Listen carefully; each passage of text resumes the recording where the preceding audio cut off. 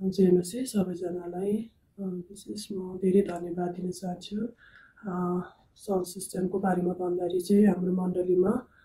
धेरै परिवर्तन भएको छ अनि हाम्रो मण्डलीमा चाहिँ हामी सबैजना भेला हुँदाखेरि कोही बेला 15 जना कोही कोही बेला 25 जना जस्तो हुन्छ अनि साउन्ड सिस्टममा चाहिँ म के भन्न चाहन्छु भने चाहिँ धेरै सहायता पुगेको छ हाम्रो मण्डलीमा। पहिला साउन्ड सिस्टम नहुँदा र हुँदाको धेरै फरक छ अनि विशेष पहिला चाहिँ नहुँदाखेरि चाहिँ एकदमै गाह्रो हुन्थ्यो सुन्नमा हामीलाई धेरै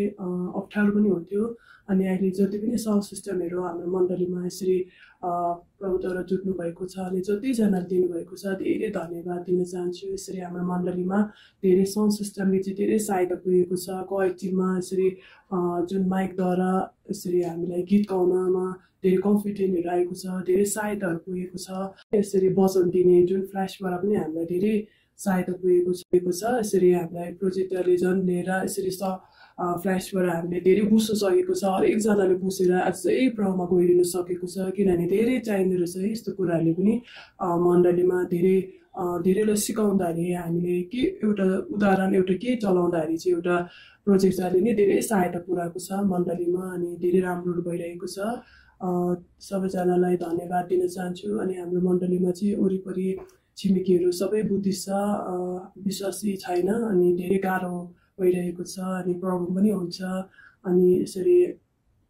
धेरै सोधखोज गर्ने पनि आउँछ कोही बेला है के हो कस्तो हो कहाँबाट आएको भनेर भन्छ है त्यो मान्छेहरू बेसी आउँदाखेरि पनि अनि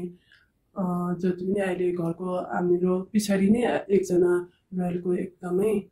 ढाँसु हुनुहुन्छ उहाँले चाहिँ एकदमै टार्गेट गर्नु भइरहेको छ हामीलाई न्यू मात्रै उयो गरिरहेको छ है कहाँबाट के गरौँ कसो गरौँ भनेर अहिलेसम्म उसले चाहिँ हेरिरहेको छ तर परमेश्वरले अहिलेसम्म सहायता गर्नु भइरहेको छ सबै कुरामा अनि एकदमै सेन्सिटिभ हाम्रो भुटान देशमा चाहिँ एकदमै गाह्रो छ सेवा कार्य गर्नुको लागि अनि विशेष सबैजनाले धेरै प्रार्थना गरिदिनुहोस् हाम्रो मण्डलीको लागि भन्न चाहन्छु। फेरि पनि सबैजनालाई जय मसीह।